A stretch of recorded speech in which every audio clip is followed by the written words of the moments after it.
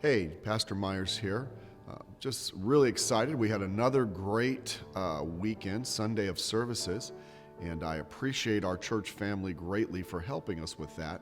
Of course, it's not ideal to be having 4 morning services, but I appreciate your willingness to be flexible, particularly those of you that come to the later services.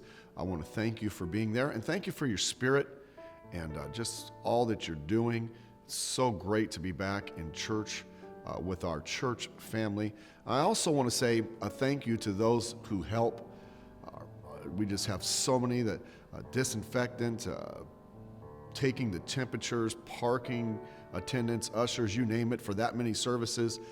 It can be a little bit overwhelming, but we have so many people that are helping, our PA guys, our musicians, pianists, and I'm so grateful that that we have a church that just willing to help and do whatever needs to be done.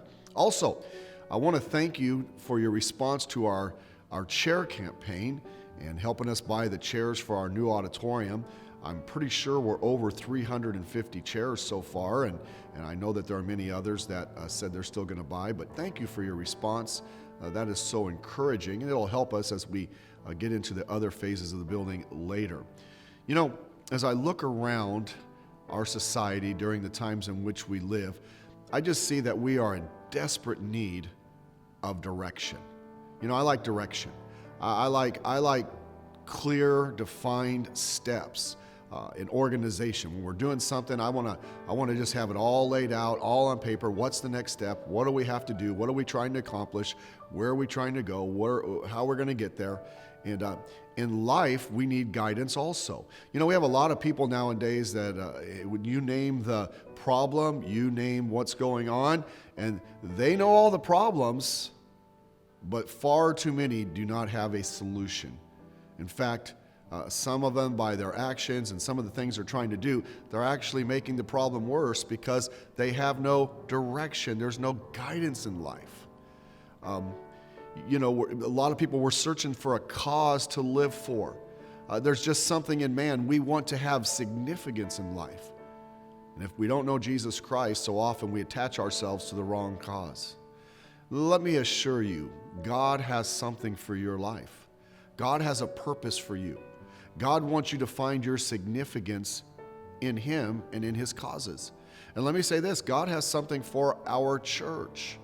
These last 3 months have been different. In some instances, they've been difficult, and it's not been the way we want to be doing things, but God has something for our church.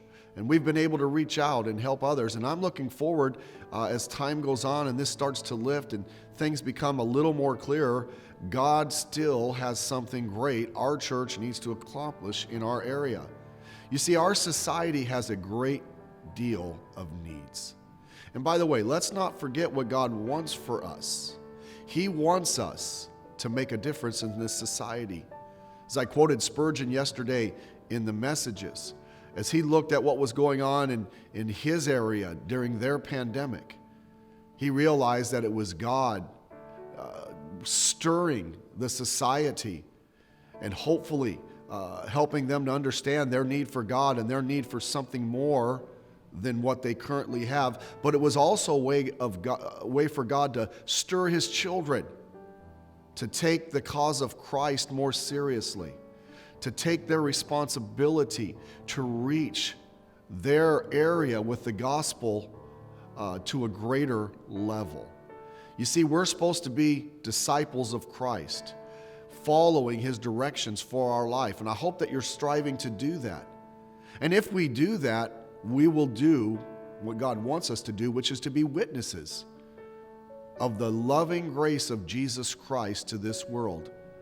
As we look around, we can get irritated, we can get upset about what's going on, and I'm not saying we shouldn't be good citizens and all of that and be good in our community, and we ought to. But the number one thing is, let's not forget the real cause. Why are things happening the way they are? Because people have nothing to live for. They have nothing of eternal significance. Everything is wrapped up in the day-to-day aspects of life and what they're hearing and what they're being told.